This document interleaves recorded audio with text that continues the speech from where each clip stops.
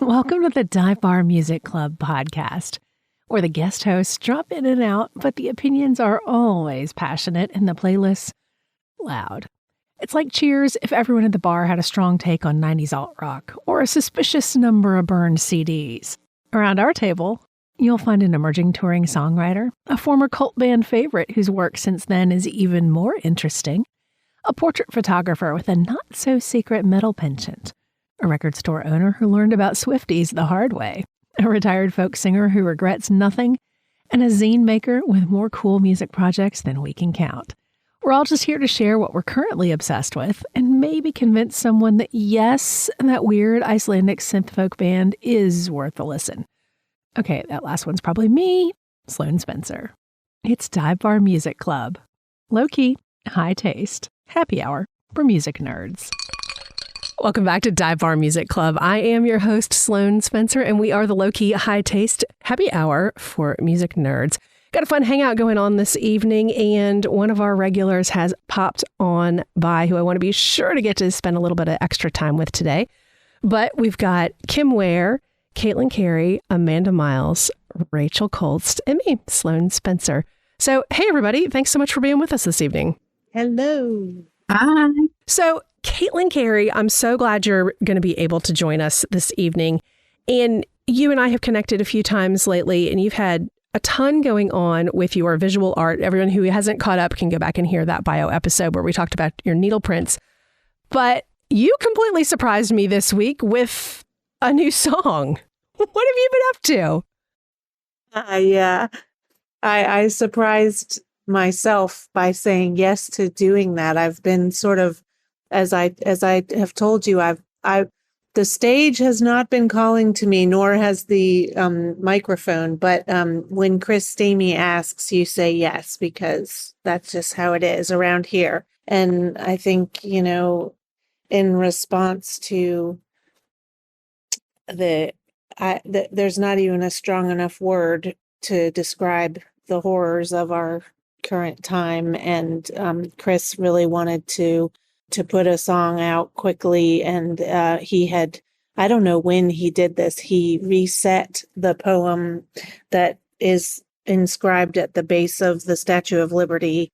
He made it into a beautiful set to a beautiful melody, sort of a folk song that he says he was thinking about Pete Seeger, who would, do these songs that were meant for people to sing along with, and for anyone who wanted to take up and sing. And he asked me to sing harmonies on it, and we did that really quickly and got it right out into the world. So that's what we're talking about. And the song is called New Colossus, and you should be able to find it on YouTube pretty easily with Chris Stamey's name or my name or the name of the song. Yeah, it popped right up. I wasn't sure. I was just, I have a love-hate relationship with social media, and I happened to be on, and I scrolled, and it popped up, and I was like, did I see that right? Wait a minute. And I clicked, and I was like, whoa. And I love the hearkening back to Pete Seeger and just the concept of that with the sing-alongs. I've spoken on a couple of the other episodes. I grew up in a church that used a lot of sing-along songs from the Black hymnal and with Lift Every Voice and Sing. And so that tradition, and it went up through music from late 60s, I guess, was something that I grew up with a lot of. And so when I listened to what you all created, I was like, oh, this is familiar and fresh and so needed right now. So I'm so glad. We've had a lot of conversation about that. Thank you. Protest music is actually how I kind of connected with you way back with the North Carolina Music Love Army. Yes, indeed. Yeah, it's, it's some of the hardest music to write. It's so fraught with danger of being too everything. So it's hard to do it well. And I'm glad that I feel like some of that Love Army stuff did balance properly on the scale of whatever that is. Yeah, absolutely. Well, so what else have you been listening to lately? Well, the record that I've been returning to like comfort food is this Leith Ross, and it's a testament to, again, evil social media that is occasionally awesome, which I just stumbled on someone mentioning that they had gone to see them. Leith uses they, and said, "Oh, I had no idea that this was happening, but the line was, a mile around the building." And so I just got curious, and it's so cool how that can happen now. And it didn't used to could happen that that just a little trickle from the universe can give you a record that, I don't know, changes your whole world. It's really cool. And I've been going through some sad times in my life, and this record turns out to really be like balm for me. And it also has had the effect of making me feel a little bit more like I would want to make a record that sounds something like this. So it's been really meaningful to me. Yeah. I was not familiar with Leith at all. And what really hooked me was I really like the change sonically when you get, just into it. At first you think you're getting one thing, and then it's like, boom. And you're like, oh, okay, this is where we're going. Yeah, me too. I love a song with parts, distinct parts, if they work together. I mean, not everyone can get away with it, but this one, yeah. And plus pedal steel and like beats. Wow. It's a really, really cool use of pedal steel, in my opinion. For sure. Yeah, not a musician that I was previously familiar with. Have any of y'all been familiar with Leith Ross music at all? I've heard that song, and I cannot figure out from what, maybe just like the algorithm, but yeah. Your algorithm serves you right though, Kim. I know, it really does. But I was like, this sounds so familiar. And then I love that change too. And when that change happened, I was like, oh yeah, I've totally heard this, and like probably liked it and added it to my collection. Just didn't really, didn't know the name Leith. So yeah, it's great. And I think they're really young. I'm not sure. I thought I heard someone on this podcast mention them. It was me. Okay, there you go. So we have mentioned it before. Yeah, but we didn't have a conversation. Oh, interesting. Okay. But I was just saying, interestingly, Kim and Amanda and I just recently had a conversation talking about comfort music and that sort of thing. And we had both kind of all three of us found ourselves intentionally or unintentionally leaning into that music that is solace and comfort and that sort of thing. So it's interesting how we have more access to it in some ways, but also kind of the constant access to new and or old music sometimes makes it hard to know where to turn. Oh, right. Remember which one it was. What was that record? Yeah. Right. Right. How about the rest of y'all? What have you been listening to lately? Rachel, we haven't talked for a while. Hey, yeah. In case you couldn't tell, have been sick. That's why I've been taking a break.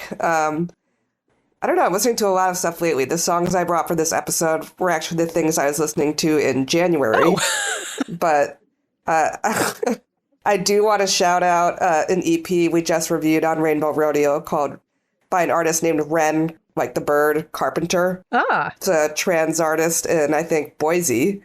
And it's just like, one of those EPs where you're like, oh my God, like everyone in the world needs to know who this person is. Like, yeah. And I think this is why all of us, to like some degree, are into like music writing or podcasting in this case. So we could share like those sort of diamonds in the rough that you come across. And somebody on Instagram recommended the EP to me, and I was just floored. So I think it's already one of the best. It's not new from this year, but one of my favorite albums of the year so far. Me too. I'm on it. Wow, Wren Carpenter. Okay, awesome. I just wrote that down. I will definitely feature that. Yeah, that first song, Oxbow, is like amazing about being like trans in a rural area. And especially, Boise has a very large Mormon presence as well. Oh boy, yeah. So I hadn't thought about that. Yeah. Yeah. Interesting. How about you, Amanda? What have you been listening to lately? You always bring, you and Kim both have very, very different taste in music than I do, which is part of what makes me so happy when you're able to join a call. Well, this week I've deeply been into the new Sturgill Simpson album. He's recorded under the moniker Johnny Blue Skies, and the album does not officially drop until March 13th, but he likes to do his own thing, and that's why us fans love him. And so he actually posted some songs on his YouTube. And for me, what I loved several of the songs, but I really was into Don't Let Go. Mm-hmm. It very much, the album really sonically is very much like, it's not just country, it's rock, it's even some disco. This song very much made me feel like I was watching like Urban Cowboy. It just had that, yeah, it had that feeling of like being in a bar and listening to your favorite song and everybody like line dancing around you. So it just brought me a lot of joy. And then I also just really like, I'm very much into, like, when we talk about protest music, like I think about Sturgill and that he's very comfortable, like speaking his mind, but I also just love too how he's like very anti-music establishment and following kind of like these preconceived notions or pre-laid out guidelines, like with him streaming the album himself. And then even like that he is recording this under a different name. Like I saw an interview with him recently, and he shared that he did this to take back ownership of his name. He felt like he had lost who he was. And so he said he came up with the name Johnny Blue Skies because when he had returned to Kentucky after being in the Navy, he had like visited his local bar, and there was always this like really cool bartender outside, like flicking his lighter, open and close, open and close. And he said every time I came in, he would say, "Oh, Johnny Blue Skies." And he said it stuck with me all those years. And so that is how he came up with Johnny Blue Skies. He said, I never knew what it meant, but I liked it. And so he's like reclaiming some of himself with this album too, which I really like all of it. And, though I'm very much like a country Americana girl, I just love sonically where he is not afraid to like travel. I admit too, I love this record, and I'm here for some country disco. No shame in my game at all. That record's awesome. I just listened to it with my husband. Like, thank you for turning me on to this, Amanda, because I didn't know that Sturgill had something new coming out. Had heard nothing about this, and we listened to the whole thing just a little while ago. It was amazing. That tickles me. That makes me so excited. This is my favorite thing, to like share my favorite music. So that makes me so tickled. I'm going to, so the one thing I haven't done yet is buy the vinyl. Like I definitely want, I know the vinyl drops officially this Tuesday. So I'm going to buy here. We have a local record store where I live in Cartersville, Georgia, and I'll definitely be buying it there in person. Little side note, if for some reason y'all are ever looking for physical vinyl that you can't find at your local record stores, and because some things they can't order, like there's only certain allotments to the store, you can order online from Charles's store, Driver 8 Records in Fort Collins. I have ordered a couple of, I wanted like a particular colorway of a record from somebody, and he was like, we have one here, I can ship it to you. And I was like, sold. Awesome. Good to know. Just little side note there. I was not aware of how distribution works, particularly for limited runs of color prints and stuff like that these days, but I now know that much. My gosh, that is a fascinating piece of like, I also learned about all of the different color prints like with Taylor Swift. And then I got very excited that I saw Sturgill was doing some different color prints with this one, with this piece. I'm obsessed with making vinyl. I got to go visit Kindercore Music in Athens, Georgia one time, which is a vinyl pressing place. And they let me like do the handfuls of the little pellets of the plastic into it to make a splatter print of one. And I could watch like making of videos all day long. So that's kind of my comfort thing. When y'all were talking about TV shows last time, I was like, what do I like as comfort video? I like making splatter vinyl. That's what I like doing. But how about you, Kim? What have you been listening to lately? So every one of these so far, I think I brought nothing but new music for everyone. And so this time which is awesome. Well, and I listen to a lot of new music, but I mean, don't exclusively listen to new music. So this time I challenged myself. I was like, well, what else have I been listening to that's not brand new? And so maybe we'll start with that. The band Ida, I've been listening to them since like the 90s, and I love them so much. I think they make some of the most beautiful music that I've literally ever heard. And they had an album that they re-released last year called Will You Find Me? And they re-released it for their 25th anniversary.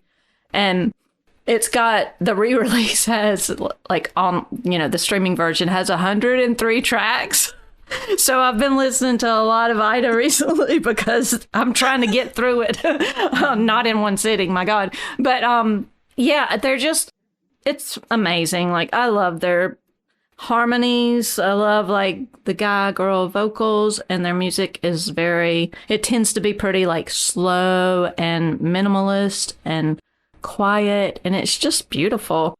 And here lately, I mean, there's a track on Will You Find Me called Man in Mind that's probably my favorite song by them, or one of them. But the one that I brought for tonight is the first track on the album. It's called Down on Your Back. And for some reason, it's just popped into my head about every morning here recently. I get up and I'm kind of singing it to myself, down on your back. And maybe it's because I've just got up off of my back. I don't know. but I love them. And so I didn't know if any of you were familiar with them. If not, if you're into kind of like the, I guess, slowcore, very sad, mellow stuff, then you might like them. Oh, I want to say that I really appreciate the reminder, because I feel like that many years ago, and I liked, and now but it was one of the ones that just floated back off into the ether somewhere, so thank you. I'm looking forward to digging right back in. Good. Yeah, they're so great. And I hate that, I guess they toured, I think, last year. I don't think it was a whole mess of shows, but they did do some shows. I think it was last year, probably in conjunction with this release, and I didn't get to see them. I've never seen them live before, and I've been listening to them, like I said, since the 90s. Love them. I have a question about the 25th anniversary re-release, because I was not familiar with this band at all, and you mentioned the 103 songs or whatever on it. Do you feel like they pulled things that super fans are going to be excited about, or was it like demo version 1, demo version 2, demo version 3, or like what approach did they take with that? Yeah, just a bunch of different stuff. I mean, I was excited because like they hadn't really been super on my radar here lately either. And then when I saw that they were re-releasing it, I just kind of thought, oh, it'll be the same album with maybe like, I don't know, a handful of additional tracks. But I mean, it's a lot. It's a whole bunch of demos. It's some live stuff. It's some songs I wasn't familiar with. It's a bunch of like live from different radio station stuff, or at least, WFMU, I think. That might be it. So yeah, a bunch of different stuff. I mean, there's so much stuff that, it's hard. It's hard to get through all of it. So, and I don't think I've listened to the whole thing yet, every song on it. But I mean, I'm sure that there's some stuff to be excited about, I would think. And there's probably some stuff that you don't give a crap about also, because there's so much. My feeling is that it's a way to probably help pay the bills. Yep. As a member of a band who had a lot of outtakes that were all pretty, so let them. I may be the cynical voice on this conversation, on this topic. I'm curious for all of y'all, if you have feelings about anniversary releases or repackaging, or however people want to do it. So I'm thinking of the various versions of the Replacements records that came out over the last few years with remixes and then extended releases and things like that. Do you all have feelings about that for bands that you have loved in the past that are coming out with a new release that may or may not contain quote unquote new content? I have a theory that a band like Ida, and I don't know, Caitlin, tell me what you think about this, but I mean, we're all getting older, right? And I wonder if it's kind of like they have a certain nostalgia for their catalog. And so it's like I would think it probably excites them, just like the idea of, oh, wow, we've got all this stuff laying around. Let's just put it all out there. I don't know. I think that's really cool. Amanda, you look like you had some thoughts on this. Yeah, so I was thinking, I'm all for it. Like, I always love when my favorite bands, like, drop some sort of record, like a greatest hits record. I was even thinking, when it was the 10-year anniversary of Jason Isbell Southeastern, he re-recorded each of the songs. And what I liked about them is I loved just listening as a mega fan, like listening for the slight changes, like listening for the slight note changes, listening for where there's like a little bit more focus on a guitar solo or a piano. Like, I just liked finding the nuances that changed over time.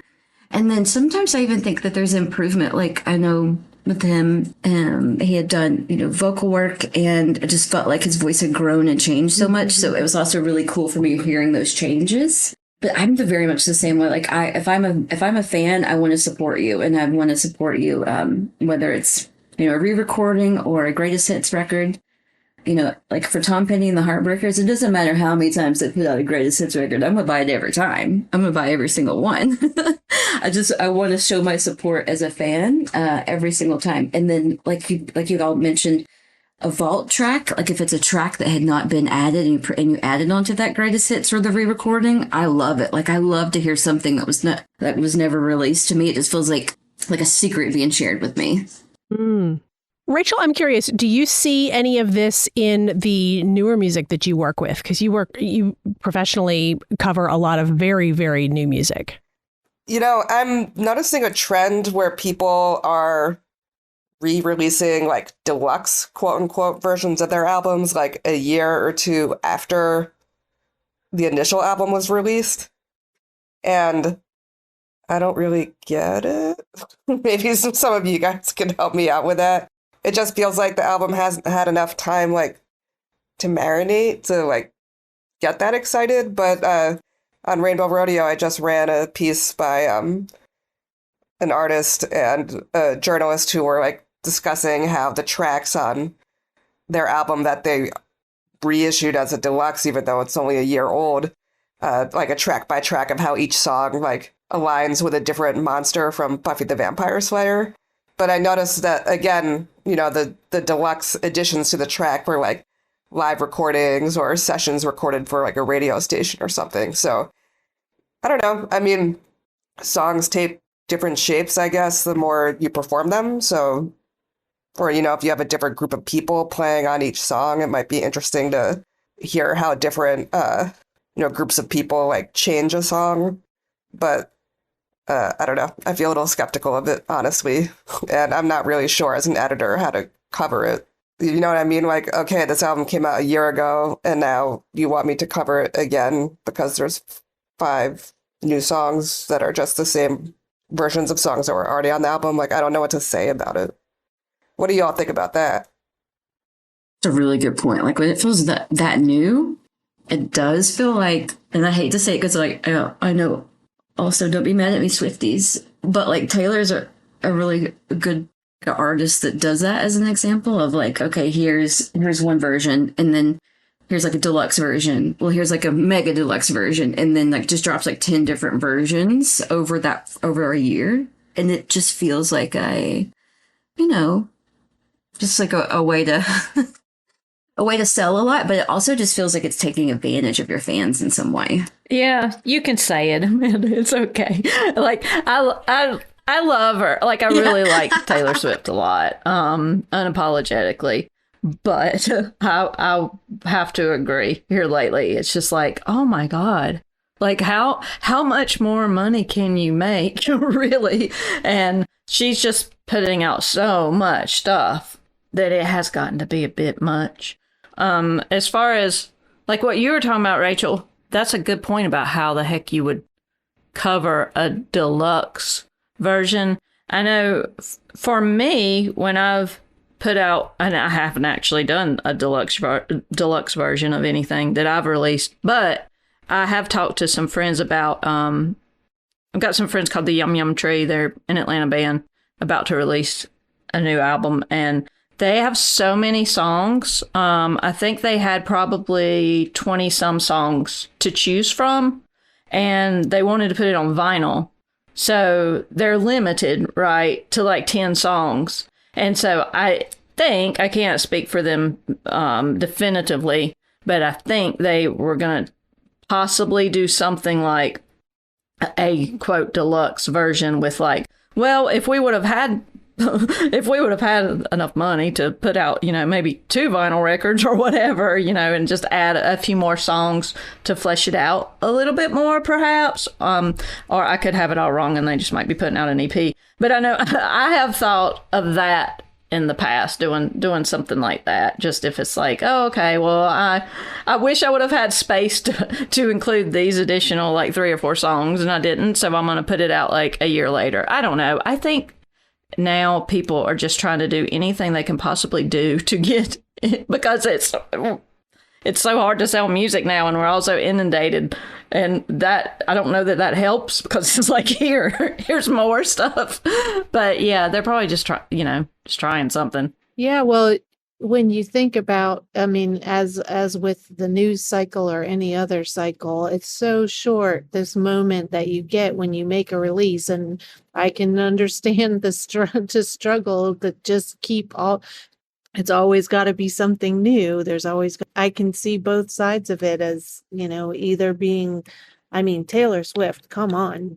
But I don't know, as you're saying, the idea of when you make a record and you have to sort of murder your children because they won't fit on the record, then for sure, I think your fans would want to hear the ones that didn't quite make the cut, and they might be arguably with time, those, they might be the better songs. You never know. The decisions that get made in one moment can change. But then isn't that but then you release like a B-sides album or something, right? I feel like that's what people used to do. Sure. I mean, yeah, I don't want to sound like too down on it. I know what I've heard from artists who do it, that sometimes they feel like they didn't get as much publicity as they'd hoped for. So the hope with reissuing it is that maybe more people will write about it who had it in the past, or cover it, I should say. Yeah. But it's still unusual. Yeah, but I'm not the expert. I just get the emails in my inbox. I'm like, what am I supposed to do? It's interesting from my point of view as a now retired radio person, because for radio, typically when we were getting a re-release, it was something that was either an independent release or a very small label imprint that then gets picked up by a larger label.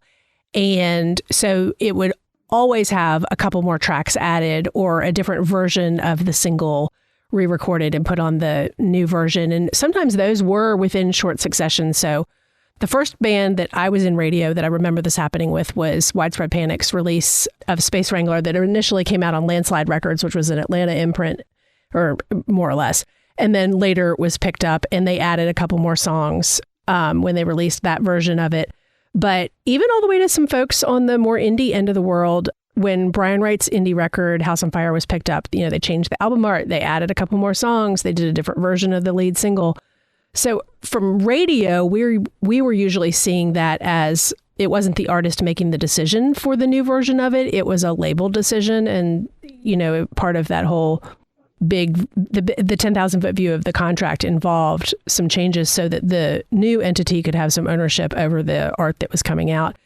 And what I'm now seeing is kind of on the other end of that time cycle of some artists from back in the day who are just now getting ownership back of their content through a variety of different ways, sometimes having to buy out what is the legacy of where the labels went over the years, but sometimes that whatever the timeline of that contract was has come up and they're able to buy back their stuff.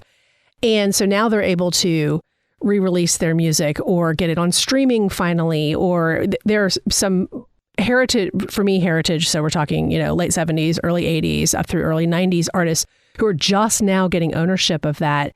And so they're doing re-releases in a variety of different ways. And in many ways, this is the first time they're actually seeing any money off of the records they made all those decades ago. And it's been kind of shocking to me. I always knew people who got screwed by labels, when they would record a record rather, and it would get shelved and they would still owe the label, $300,000. I know a ton of people that happened to. But I was surprised how many people that I thought were quite financially successful saw very little sustainable through that, quote, heyday of big record labels pre-streaming. So I think there's a lot of different things going on that probably break down to whatever the individual decision is. And sometimes, frankly, new artists need someone to tell them no. And just because you recorded 30 songs doesn't mean you should put those 30 songs out there at this time.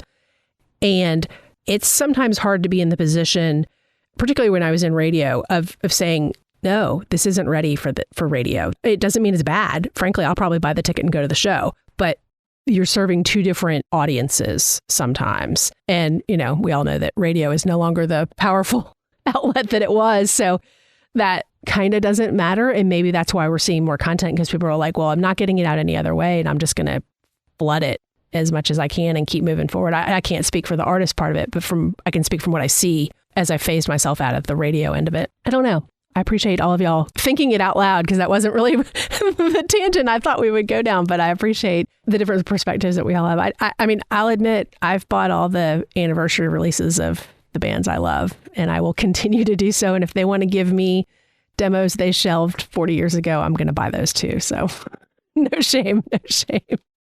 I'm curious if any of y'all had a chance to look at or listen to any of the other songs that were contributed by other folks this time around, that maybe someone else's song spoke to you. Yeah, I listened to the playlist several times. And I mean, I already mentioned the Leith Ross. I love that song. I thought it was beautiful. The Boy Golden, I was not familiar with Boy Golden, but that's a great song. I was not familiar with that either. That is from Chad Cochran, who wasn't able to join us this evening, but who was hoping to do so. So I'm hoping we can bring that one back around another time. Yeah, that one was really cool. I enjoyed the T.I. song. So, yeah, and I love it. And John Lindsay, I had heard of him. I don't know who submitted that one, but he's got a great voice. I was not intimately familiar with his stuff. So, yeah, I always enjoy the playlist. That's awesome. Caitlin, chime in a little about John Lindsay. Oh, I'd love to. Yeah. So you met John at the same time that you met me, I reckon, because he was the other half of the North Carolina Music Love Army. And I met him when I was bartending at the Poorhouse in Raleigh, and he came through as the keyboard player for Benji Hughes. And it was kind of funny because Benji Hughes is a little bit of a notorious bad boy. He gets a lot drunk and takes all his clothes off while he's playing. And sometimes the show sort of peters out while he rolls around on the floor. And it was giving me all this PTSD feelings from being in a band with somebody who sometimes would throw a show. And and so I had a wonderful conversation with John Lindsay, sort of commiserating about that.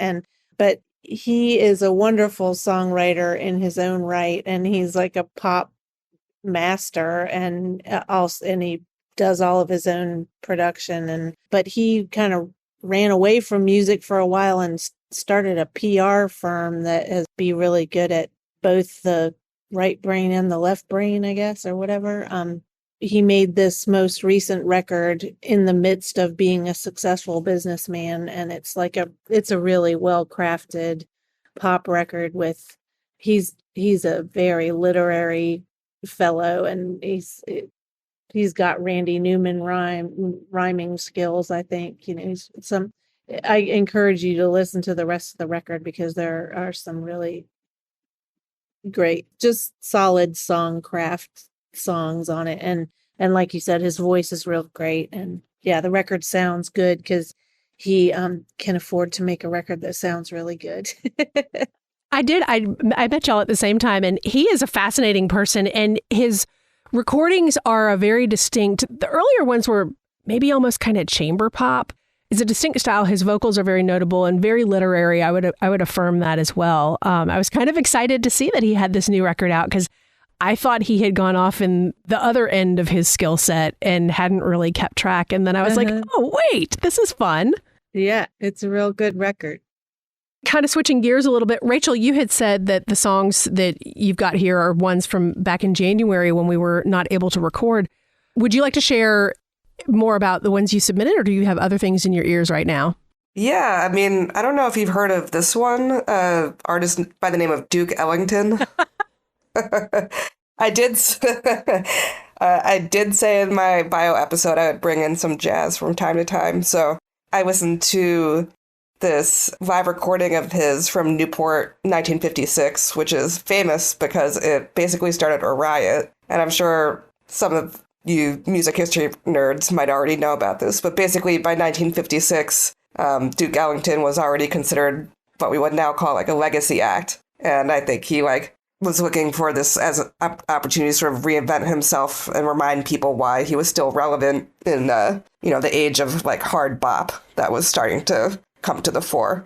So I'm like reading the lore for this concert that was like caught on set, and anyone else who is knowledgeable about this, and feel free to jump in because you probably know more than I do, but they start the set, they can't find like a bunch of the band because they're off doing God knows what.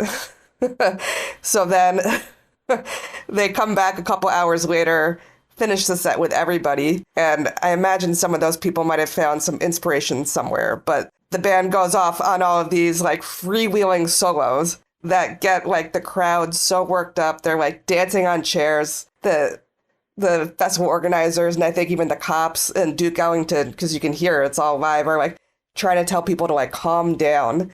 Then when the set's over, they leave.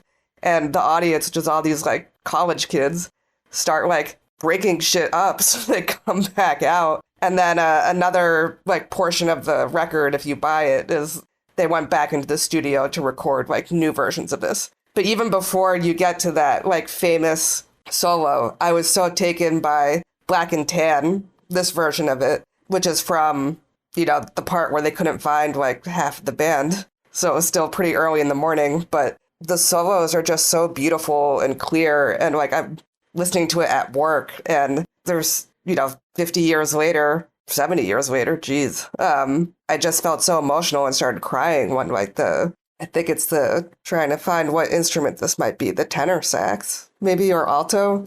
There's like a high sounding horn. I just started tearing up listening to it. So that's why I wanted to bring it here. I really appreciate that you chose this particular recording, because I absolutely recommend people go listen to the whole thing. It's available on streaming as well if you don't have access to the vinyl, because really hearing the whole through line of the very live with where's so-and-so, I had not heard this particular recording before. And it kind of gave me reference points for, I don't know if y'all listen to any relatively modern hip hop, but you know how on hip hop records, a lot of times they have the talking between the songs, that sometimes it's just banter, but sometimes it's this kind of conversation that they put in there. And it never occurred to me that perhaps it was referencing back to this specific recording. I don't know if it is, but sonically it sounds like a continuation of that sometimes. Yeah, I don't really know anything about hip hop, but I've always been curious about like the sort of skits and stuff that happen, and like what the through line is, or if it's supposed to capture like the energy of like none of this is supposed to be like thought out ahead of time. So you're listening to all these guys like shooting the shit between takes. Mm-hmm. Yeah, I don't know either, but then some of those skits are obviously like comedic and written.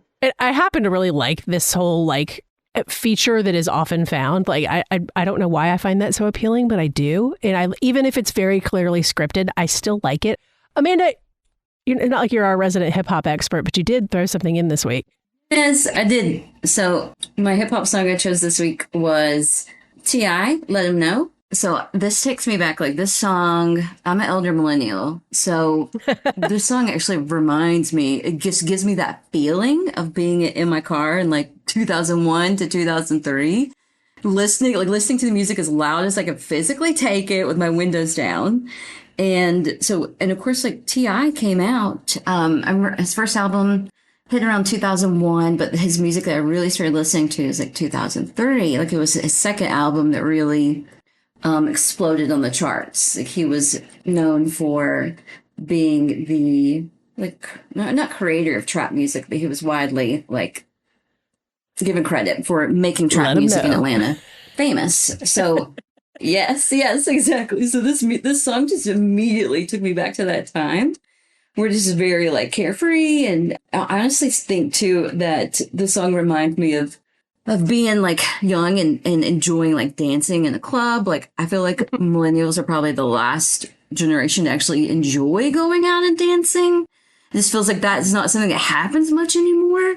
So it also just gives me that feeling of just like wanting to immediately like my knees and my back don't feel like it, but I do want to when I hear the song like start playing. It also reminds me of like being, I think that TRL, like MTV, was such a big influence on my life at that age too, when I was like graduating high school or like and being in college. Like I think that that's a big part of like why when I talk to a lot of folks my same age, we all listen to a lot of different things, because we were listening to like rap next to rock next to pop. Like all of these genres were introduced to us in this way when they were actually playing music videos on MTV. So it's just like a very carefree time in my life, and the song immediately made me feel like that I was like a young teenager again, listening to my favorite CD in my car. It's such the Atlanta sound, and it's long after I had moved away from Atlanta. But even so, like there's something about the melding of the beats they choose, and then the other instrumentation that comes in that like I can't always instantly say, oh, that's out of Atlanta. But certain things like T.I. definitely. And for me, I was more like into Outkast, because even more going back to bringing in different elements of music. And, 8 years prior to that, more or less. Yes. But yeah, that whole Atlanta scene really incorporated a lot of different genres of music and styles of music, and has continued to morph and take over the world in many ways, which more power to everybody.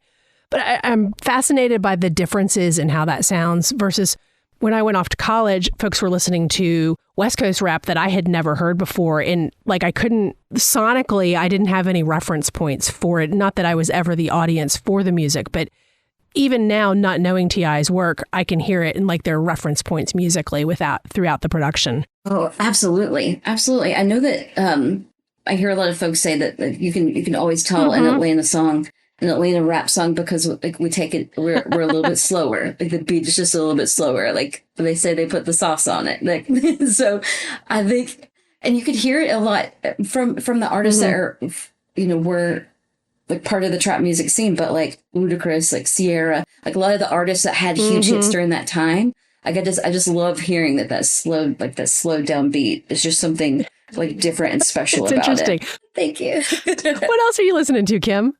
Gosh, well, let's see. Something new. I got the new Rap Boys on vinyl a few weeks ago, and I really love them. I became familiar with them, I guess several years ago. They had a tune, Go Outside, that I thought was just really fun. That was the first thing I heard from them. And when I heard they had, new album coming out, checked it out on streaming, and just pretty instantly loved it. The song that I submitted, I'm trying to remember which one it was. I know it was one of the more rockin' songs. The album is pretty rockin'. What's Right? That's the one that I submitted for this episode. And it's great. I don't know if you guys listen to it, but it's also got like an unexpected turn at the end. Like they rock out for a bit and then they bring it down, and it was interesting and unexpected. But I love that track. But there's another track on the album. I think the name of it is Just Want You to Know the Truth. And I started to submit that one because it's probably my favorite, but it's slower. It's very pretty. And it's just not really indicative of the album as a whole. But I've really, really been enjoying their vinyl, and it's interesting. I enjoy seeing things like this, like speaking of kind of like deluxe releases and such. Their vinyl it's 2 records, but the music only covers like the one and a half records, basically 3 sides of music. And then they have like some etching that I think it said was done by the band on like side B of record number 2, which is, kind of unexpected stuff, But yeah, I've been digging that a lot. It sounds great on vinyl. I'd never heard of this band. How about y'all? Nope. I'm just looking forward to learning more because I dug what I heard, and that's what this podcast is going to be good for me for, is finding new stuff. Same. I wrote about them for Adobe and Teardrops years ago, and then I kind of lost track of them, and I can't load the website right now to find out which album or EP I wrote about, but which is weird because usually I recognize the album art. But yeah, they've been coming. This album has been showing up in a lot of different places for me, so I put it on my queue to like actually listen to because I enjoyed them when I listened to them. I just lost track. Yeah, I think you'll like it. I enjoyed, the stuff from several years back as well, but I think that this is better. I think this is more cohesive and just like more rocking. It's really good. I really liked this record, and because I never would have found them if it weren't for you bringing it to us. So this is exactly why this whole entire podcast premise came around. So we do have all the different songs. So we've got a lot with 4 folks joining in tonight. So we'll try to get through everything, but I also don't want people to feel rushed. It's better for us to leave stuff off and wish we'd gotten there. But Caitlin, you brought someone else this time around that coincidentally we talked about in a podcast that is getting ready to come out that no one else here has gotten to hear. So you got a third person. Oh, Will Johnson. Is that what you mean? Yeah. Yes, I know. Well, I was thinking of how to talk about it, and really it's like me and my husband are like really old now and really set in our routines, and one of the parts of that is we have our dinner together, and then the roles are that we slowly creak ourselves out of our chairs, and I go walk the dogs in the dark because I am always trying to avoid the heat. Well, not now, but you know what I mean? That's when I walk the dogs because I'm afraid of the sun. And he washes the dishes and plays this record every single night for now. I'm going to say it's like 3 months or something. And I come back in with the dogs and and it's always on. So when he does the dishes, and it is this. And so I hope Will would appreciate that. I think he might. I love this story.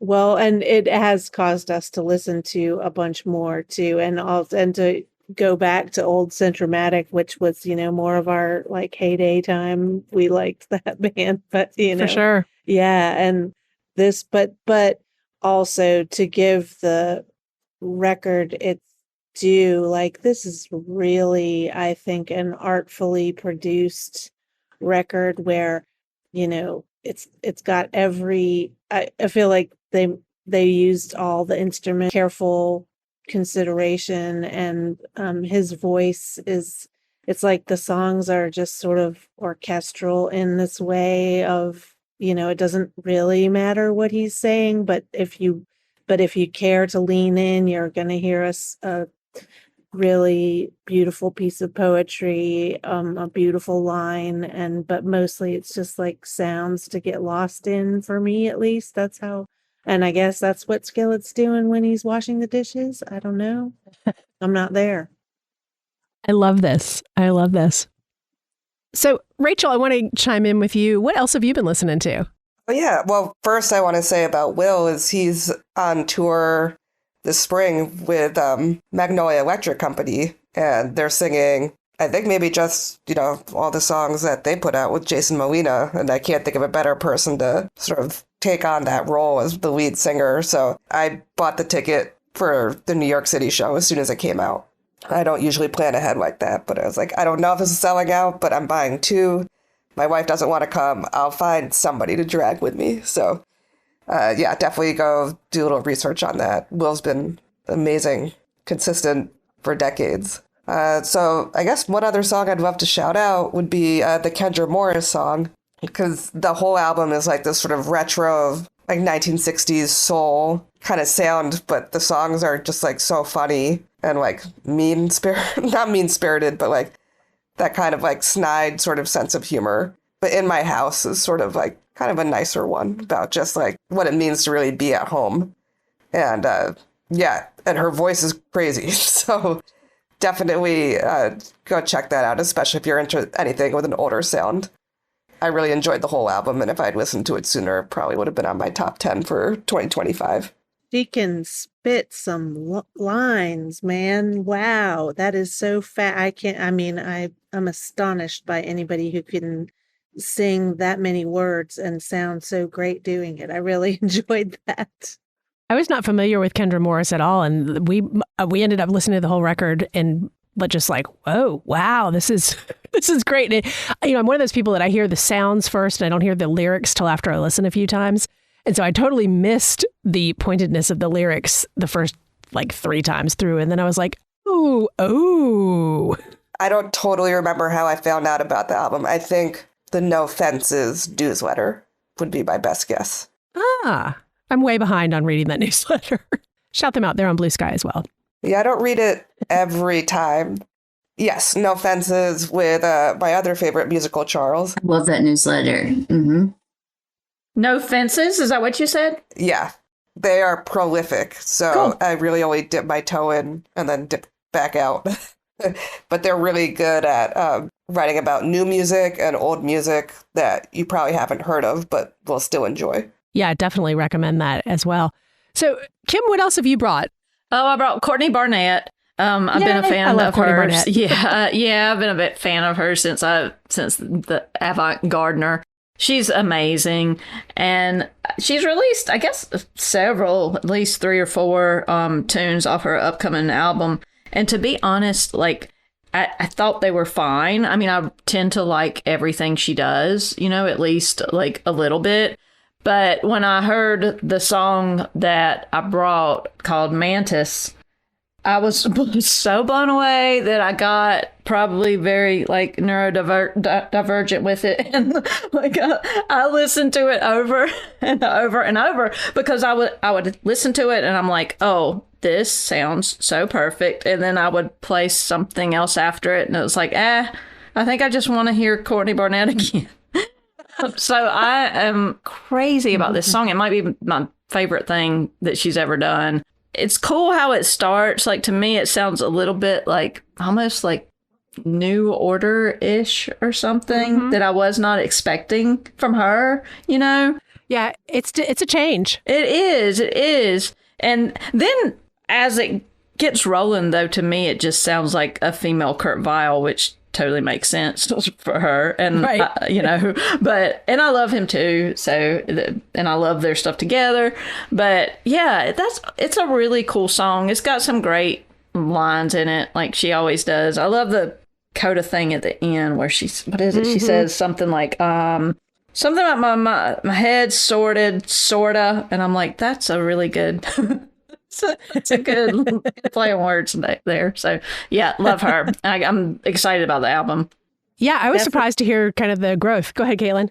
Oh yeah, I bet you were. It was much more lush sounding, I think, and just sort of more produced sounding in a way than the more raw sound that I'm used to from her. So yeah, I was very intrigued by it. I'm excited to hear the rest of the record.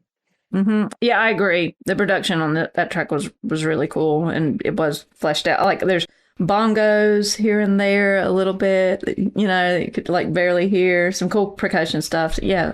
I also got a laugh out. I got a laugh out of the line. I think she said something awesome. Like, "There is no such thing as a perfect melody," and I was laughing because she doesn't. She clearly writes melodies, but she doesn't sing them. They're buried in other places. She was being funny or not, but I laughed. Agreed.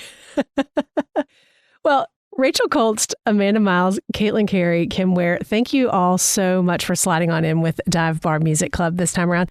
For listeners, we do have full playlists available for you all on both Apple Music and Tidal each month. So we'll have those links for you down in the show notes. Make sure you hit that like and subscribe button. Tell a friend. We sure appreciate you being here with us on Dive Bar Music Club.